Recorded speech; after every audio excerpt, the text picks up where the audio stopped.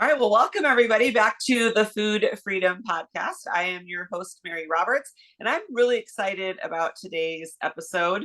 I'm having my first repeat guest. This is the second time you're on, Meghann. So, my friend Meghann, she's almost 5 years food sober, and today we're going to talk and rant, I think, about some of the things that we see people on social media say about food addiction that is just wrong. And so Meghann did a little on her Instagram stories today, talked about how we like to behind the scenes commiserate and rant about the stuff that we see people say. And it's so funny too, I think, Meghann, because we will both see the same thing like within a certain period of time, and we like send it to each other, or we say, oh, I was just about to send you that, because we come across this stuff.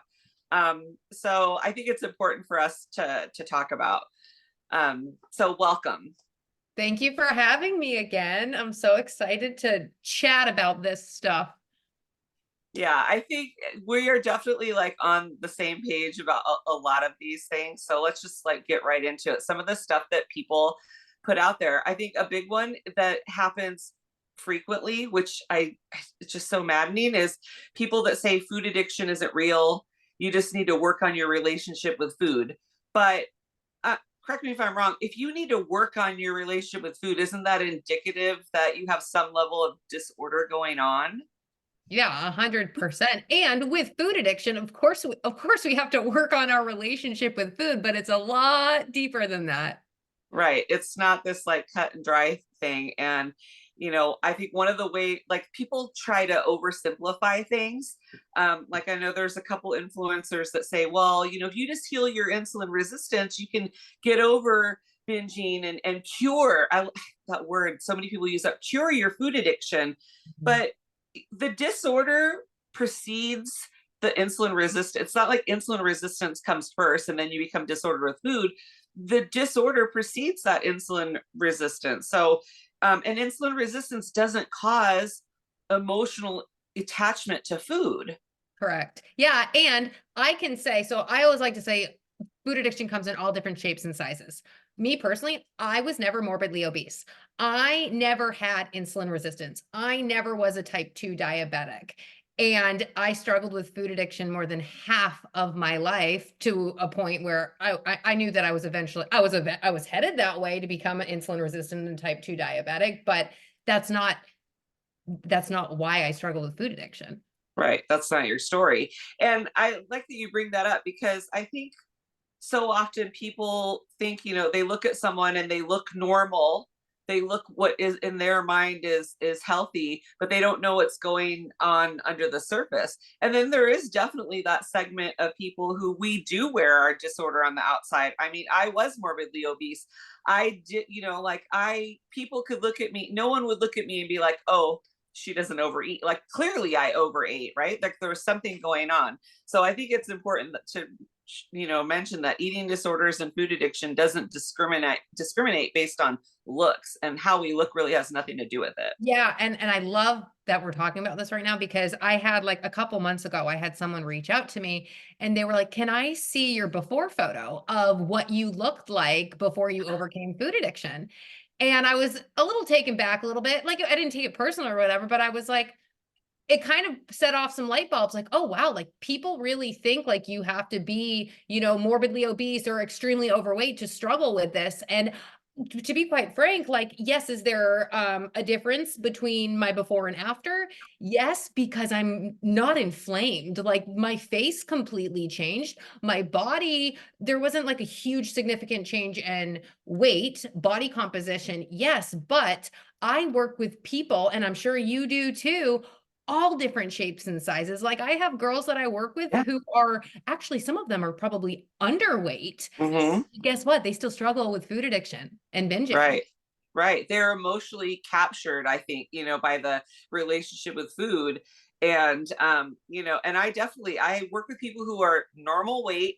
They don't need to lose weight. Some of them think they do, Mm, but they look perfectly, normal size, but healthy. they're just upset. Like, they can't turn their brain off. They're obsessed with the food. They think about it all the time. And even though it doesn't, even though it doesn't bear out in how they look, they A feel slave. trapped. They're Yes, they're a slave. slave to the Yeah. food. It's like a stronghold Yeah. that they can't break free from. Speaking of slavery, I had a client today. I've been working with her. I worked with her like probably a year ago. She just started up again and she's on a good path right now. She's, walking on that food freedom path. And she sent me a message today and she's like, everything is so good right now, but I'm scared. I am Mm-hmm. scared.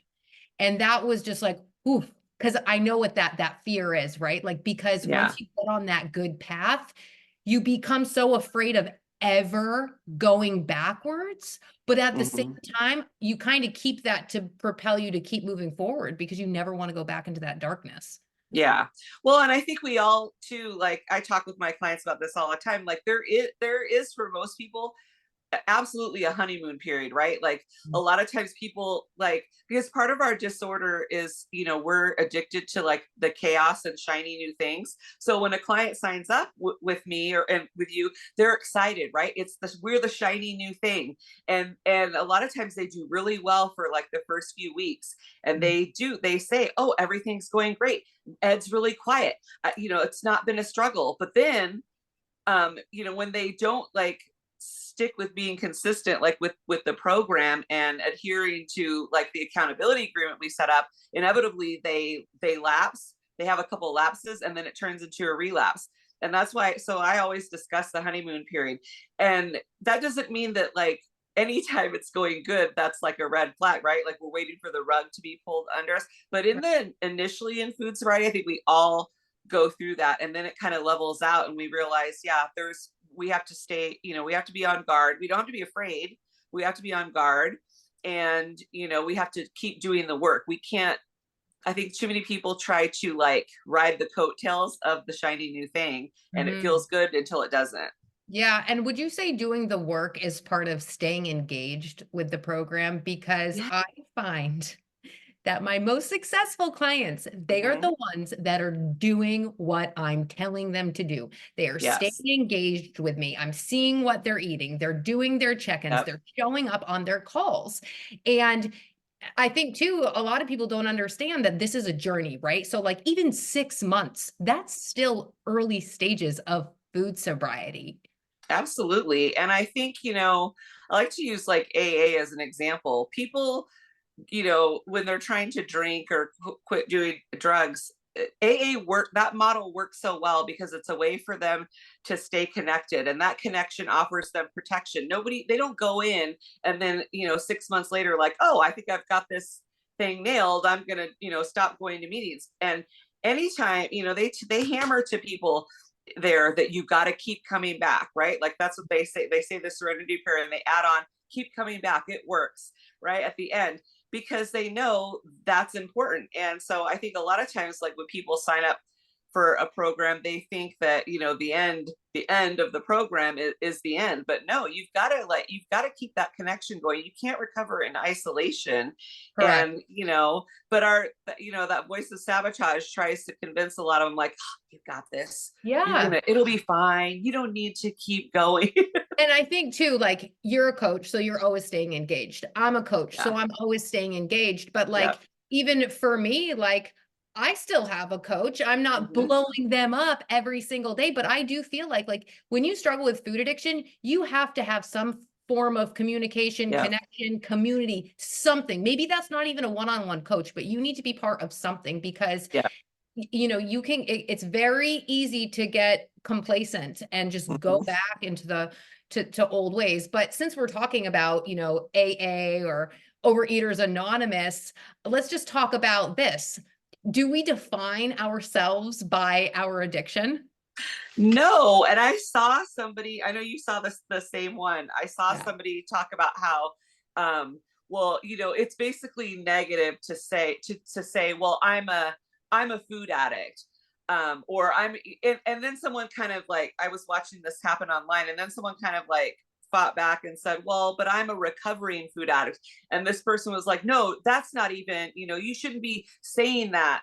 as if like saying, acknowledging where we've come from and what our affliction is somehow, you know, damaging or negative. And it's not. That's part of the recovery process, right? Is admitting that we have an Acceptance. issue and Yes. accepting it, right? Because Mm. anything, not being able to say that, or or denying that's literally, it's denial. Like, Right. and that is gonna, lead down the wrong path, and eventually people are going to relapse. It's not negative or disordered to say I'm a recovering food addict. That's not who we are. We're just saying this was what our affliction is, and I'm in recovery for that.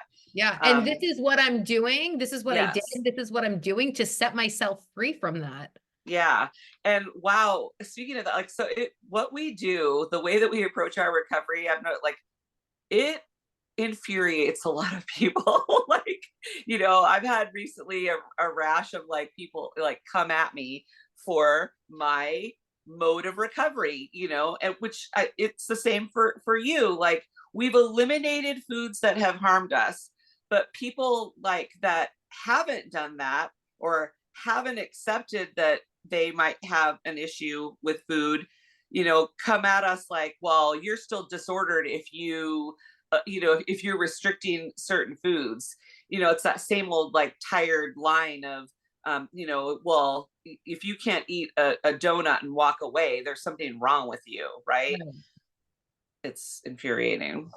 Yeah, and I mean, and that's I think everybody, not everybody, maybe not. I think most people who struggle with food addiction would that don't maybe not even necessarily even know they're a legit food addict. Yeah. They're gonna want to believe and want to be a moderator. They want to be that. Yes. I knew I wanted to be that. I wanted Yeah. that balance. I wanted to be able to have a cookie here and there and some donuts and some pizza. And guess Yeah. what? I fell flat on my face every single time because moderation does not work for everybody. No, it doesn't work for addiction. And I think people don't make like the distinction. Like, addiction is addiction is addiction. Doesn't matter And what it is. it doesn't matter what it is, but there is a segment of people that don't believe that the food addiction is real. They think it's just a matter of like mindset and discipline. You're just being lazy if you eat half a dozen donuts. Like, Yeah. you're not using self-control or discipline. And certainly there is a level of, obviously we do have to have our mind right. That's what we're working on when we do the work. Mhm. There does have to be a certain, discipline does play a role in everything we do in life, right? Like, we're not just, we can't just wing it. We have to be disciplined. But those things in and of themselves is not recovery. That's not going to heal us, from our food addiction. And there's those people that say, oh, well, you just have to work on balance. Balance is just another word for moderation, right? Like, Right.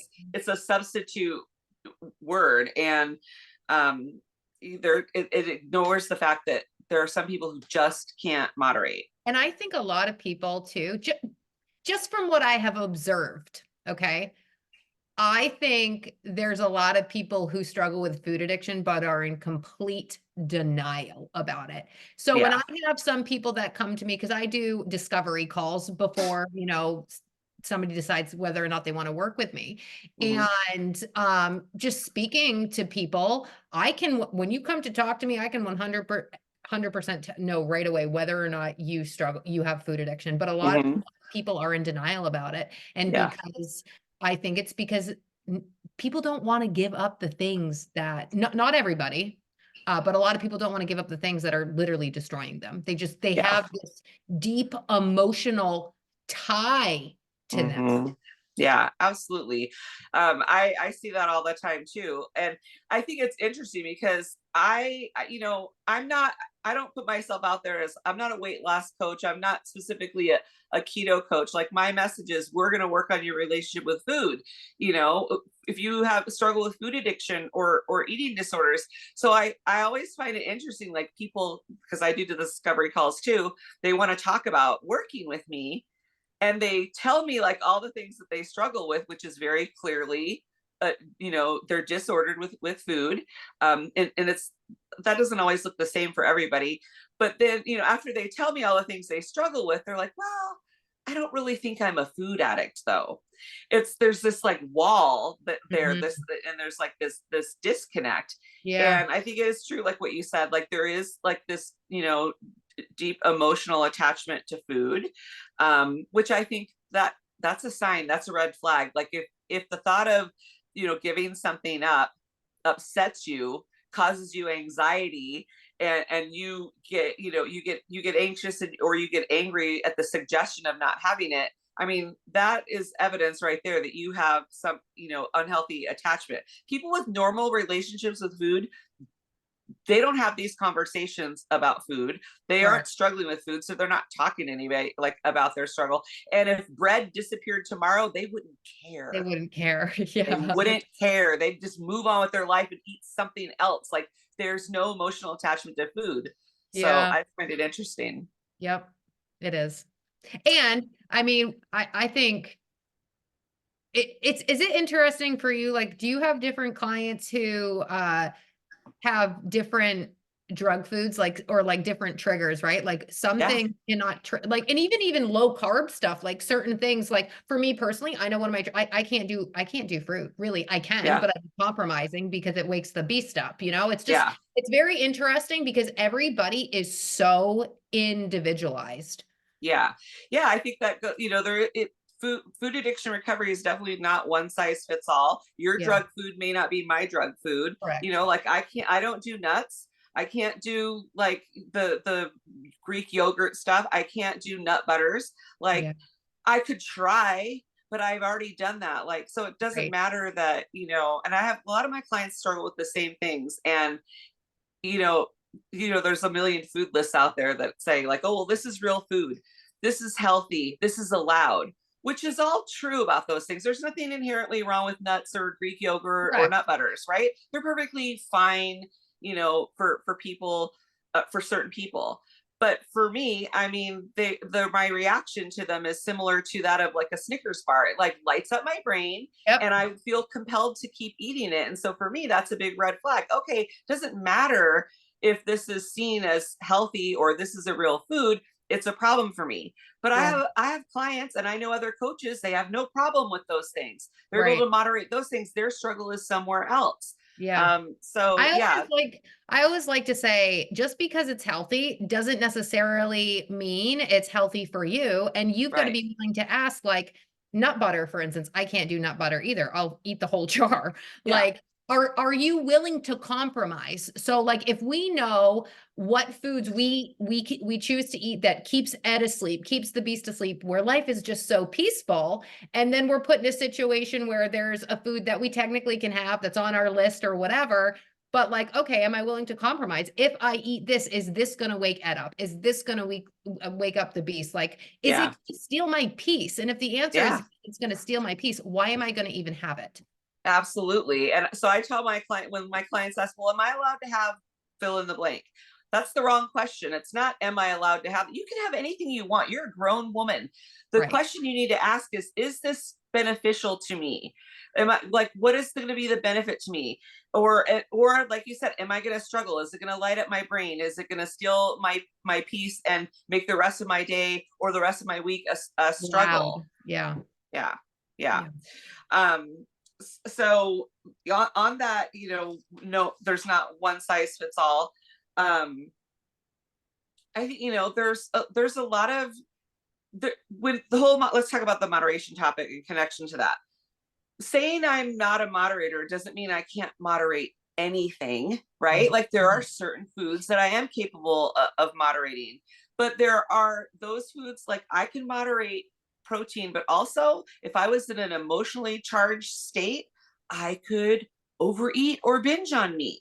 Mhm. So that's like Yeah. another thing that people put out there. Well, you can't binge on meat and vegetables, or you can't binge on fat. Like there's people who like make those statements like it's impossible to eat too much fat. Want to bet, when I have a history of binge eating, Mhm. and compulsive eating, we can be disordered with anything. You can, there's those people who are like, oh well, carnivore or keto will just, it'll fix your eating disorder.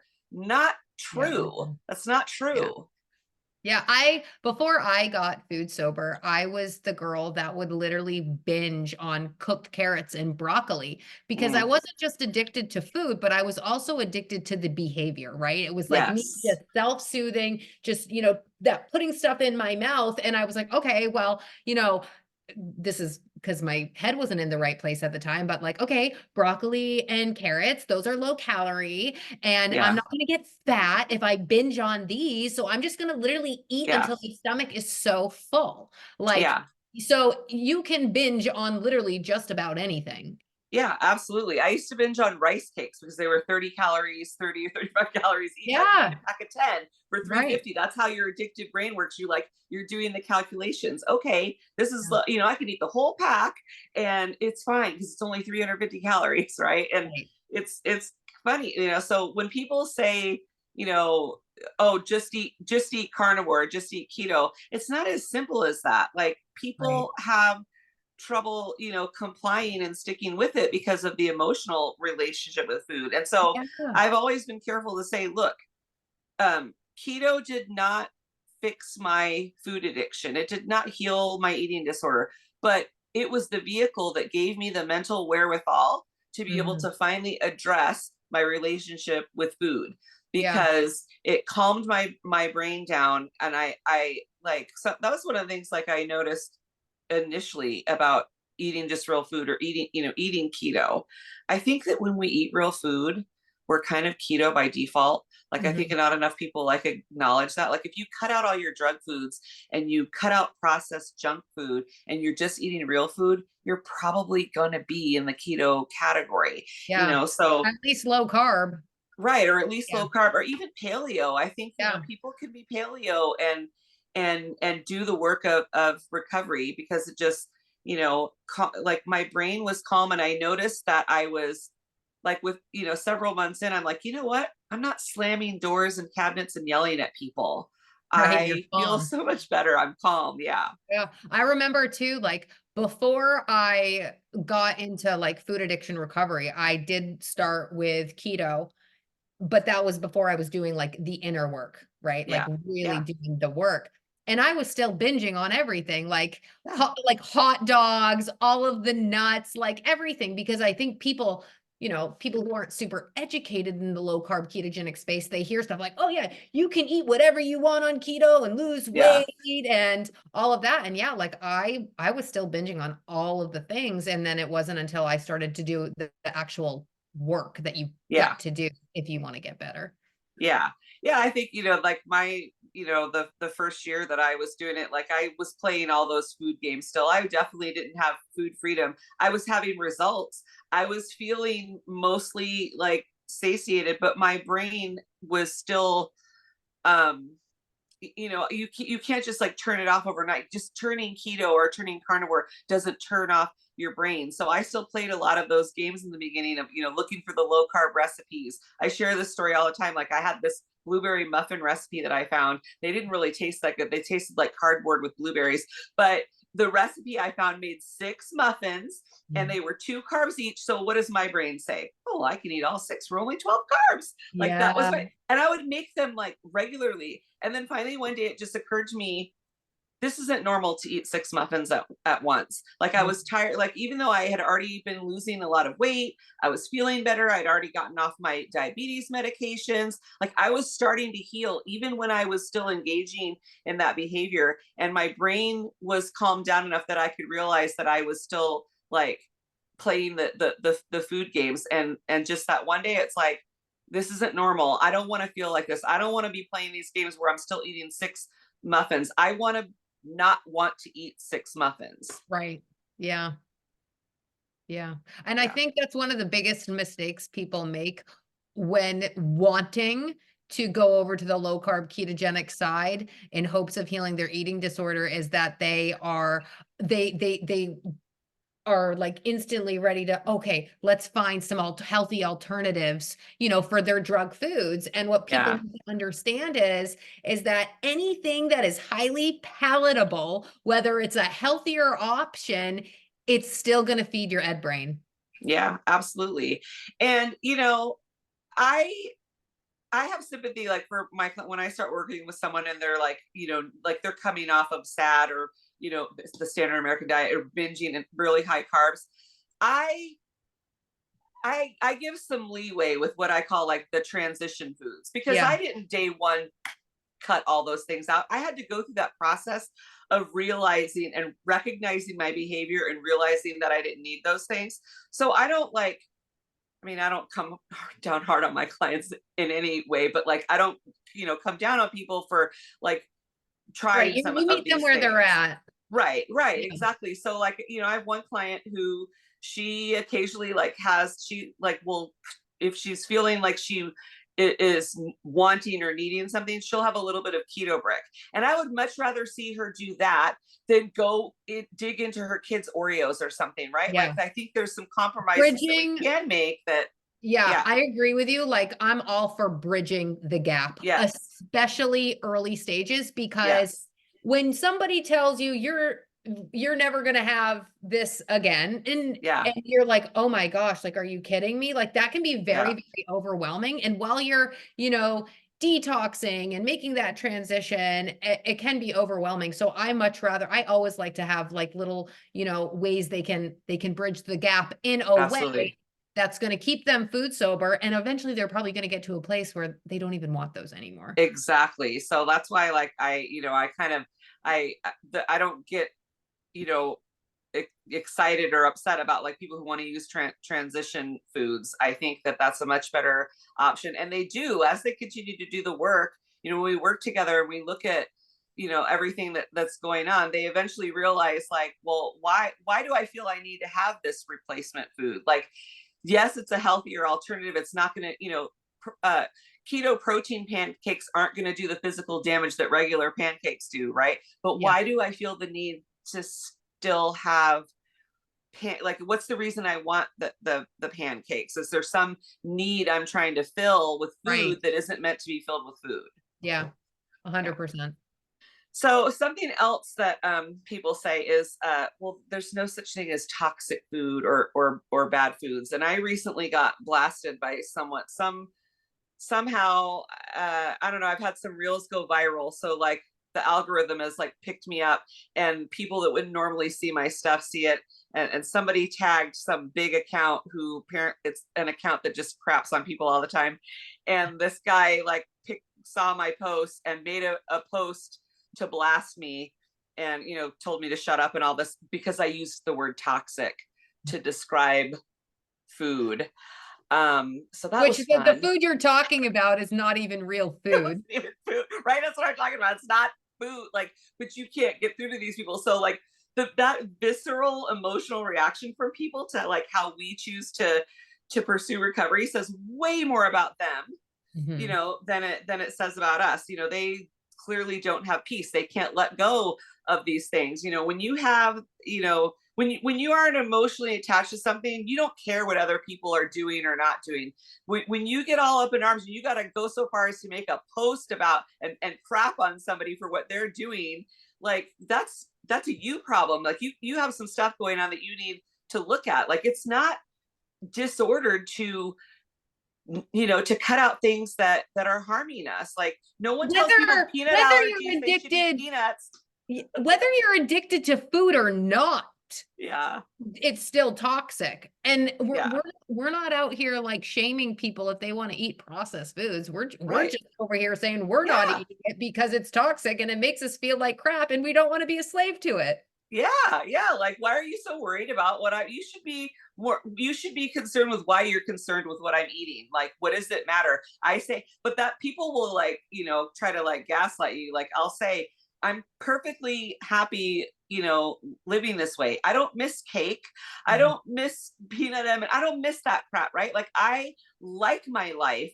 Right. And but people can't fathom that because They're they so can't picture, yeah, they can't picture them doing that. So obviously what we're doing, there must be something wrong with what we're doing, because if there's not something wrong with what they're doing, it's shining a light on them and their issue.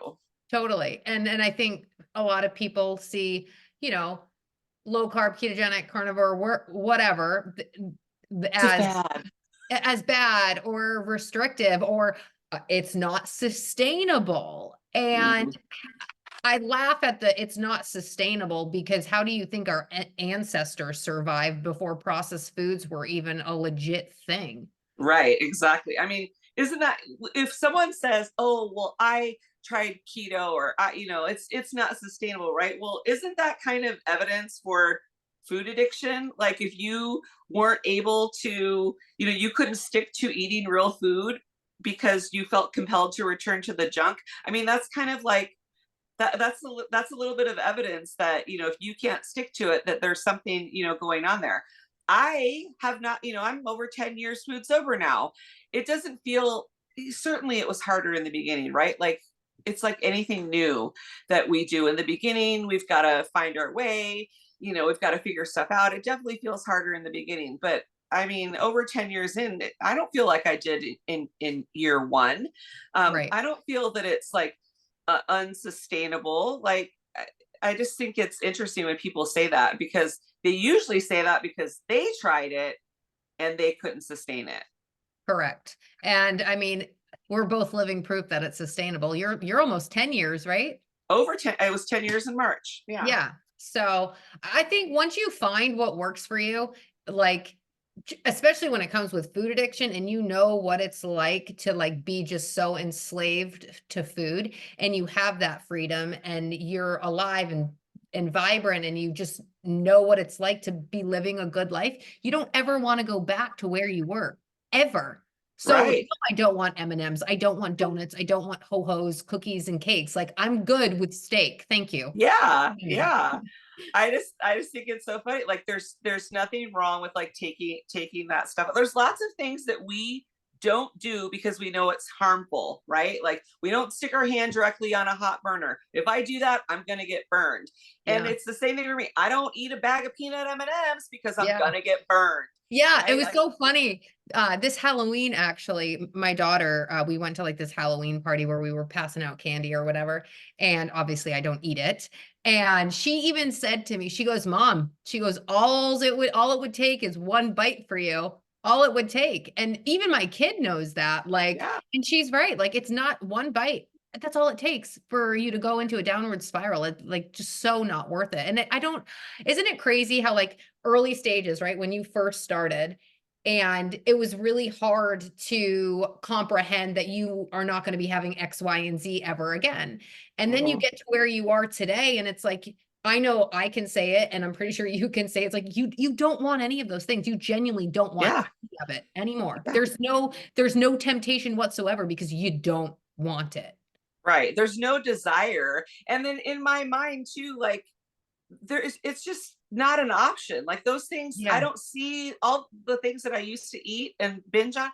I don't even see them as food anymore. They're just not it's not on the table as an yeah, option.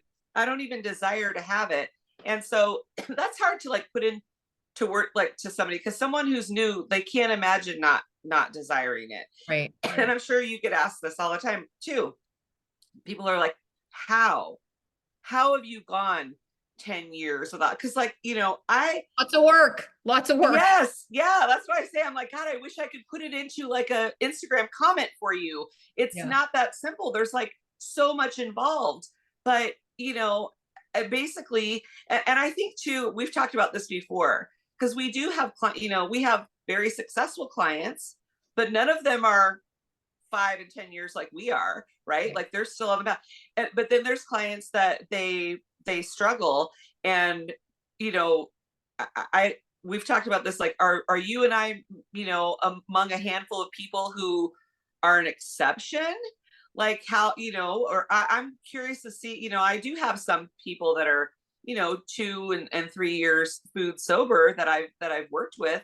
But I've also had people that I worked with like 3 4 years ago come back to me because Yeah. they've lost their way, right? So because I've never had like a cheat day, a cheat meal, a cheat bite. I've not even licked my finger when I've made stuff for other people and it gets on my hands. In the past I would lick my fingers, right? I don't even Same. do that. I wash it off, I wipe it off, because I'm not putting that anywhere near my mouth. And it's not that I'm afraid, it's that I know We what take it can very what can seriously. happen. Exactly, I take Very, it very serious. seriously. And I think too, I think what makes a huge difference between somebody who stays successful and on the path to recovery versus somebody who doesn't is the person who stays on the path to recovery never stops practicing all of the things, right? Right. They're always staying engaged of some sort, whether it's a coach or a community. They're never getting complacent, and they continue to practice the behaviors every single day. Right. It's that daily pursuit of food sobriety. That's what I tell my clients. Like, so many people want to start talking, they'll be sober for a few weeks and they want to start talking about macros and their exercise program and all that. I'm like, no, we're not, doing that. It's your every day. We're just looking to, we're pursuing the food sobriety daily. And the number one thing is, what's your nutrition? What are you putting in your mouth? Those other things, it's not that they don't matter. They don't matter right now. They Right. can be a distraction. Ed, our disorder can use those things to suck us back in. And I Yeah. think that, like, too many people want, like, they're on a timeline. There is no finish line. Or Recovery's forever. they're in such a hurry to get the weight off Yes. that they don't necessarily focus on the actual food addiction piece. They're so Yes. focused on getting the weight off. And I know Yes. you see it, I see it all the time. And I'm like, no, stop. Like your number one goal, your number one priority is focusing on your food sobriety. That's And right. that may look like your meals, your 3 meals a day that you're eating right now. I don't care how big they are, as long as they're, full of, nutrient dense foods. You give yourself enough food that you need to satiate you and take care of your body, keep the focus there, and then Yeah. everything else will fall into place. And if you get to a place down the road where you are in a really good place mentally, then maybe we can talk about macros, but not Right. right now. Yeah, exactly. Absolutely 100%. Like, I'm on the same page there. Like, I believe if our focus every day is food sobriety, all those other things that we're looking for will like trickle down.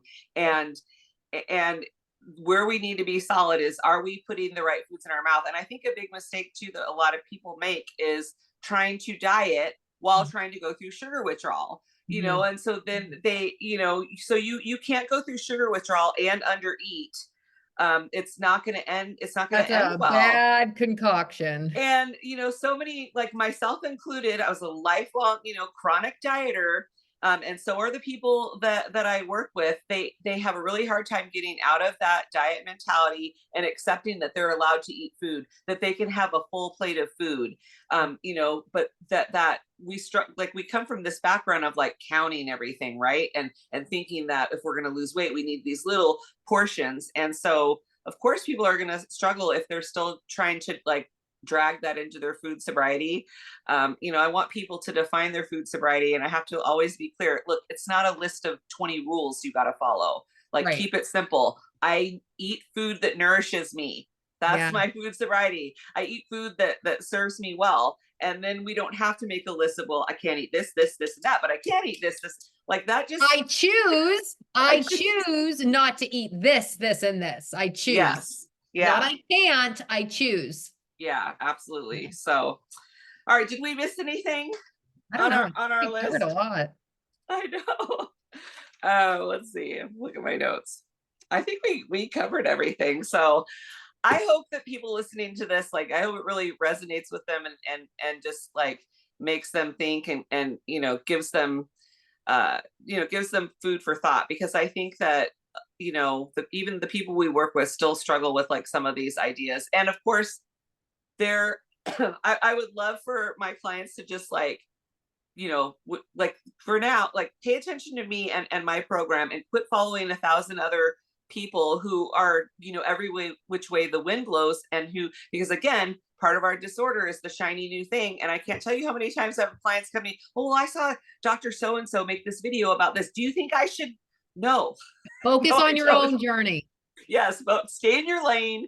Yeah. Worry about your food sobriety. Don't worry about any of these other things. So hopefully And this was, listen to what your coach tells you. yes, like we've been there. We're not, and I don't know, I'm sure you're the same way. I've never asked a client to do something, or I've recommended to a client to do something that I didn't do myself. I'm Correct. not going to say for you to, that you should try something that I've never been through. Right. And we understand. I think that's so great that you said that. With Yes, listen to your you with coach. you 10 years, you're 10 years food sober, I'm 5 years food sober, we kinda know what we're doing. Yes. Yeah. And I don't think that there's nothing arrogant about that. It's just a fact. Like, we have the experience and we've worked with lots of people, and we know, like, we know when we see someone like going off the rail, like we can see it coming. They generally can't, but we could, there's signs, right? Mhm. And so um yeah, I that's a good message. Listen to your, if you've hired a coach, you've invested Yeah, in a coach, then don't argue about like what other people are saying. Just totally. just go with the program. I gotta say this too, okay? You and I both were very passionate about what we do. We genuinely care. We love helping people, and we pour so much of our energy into our clients. And sometimes, I know we've said this before, we want their food sobriety more than they want it for themselves Yeah. sometimes. Yeah. Um, so the first step to getting better is just one of them is acceptance. And Hmm. secondly, get the help that you need from somebody who has been through it themselves. Yes, quit trying to do it alone over and over, and the same thing over and over, expecting a different outcome. Invest in a coach, invest with someone whose story and experience, resonates with you. I think that's important, because I think a lot of people just go and they look for like the skinniest woman they can find, or the woman with, six pack abs, and they think, oh, Which that isn't person can get me necessarily there. healthy. Being like 10% body fat and shredded is not necessarily healthy. That's right. Yeah. So, so look for their story, and if it resonates with you, then go for it. You can't recover in isolation. So, Correct. all right. Well, This thank you was so fun. much. It was great to have you on, and I hope that I hope when this episode comes out, it'll be Friday, Okay. that it resonates with everyone. So, All thank you right. so much. Have Oh, a where can good people one. find you? Where Oh, can people you find can you? find me on Instagram at Meghann.Alice, Meghann.Alice, Meghann.Alice. All right. Awesome. Have a great day. Bye.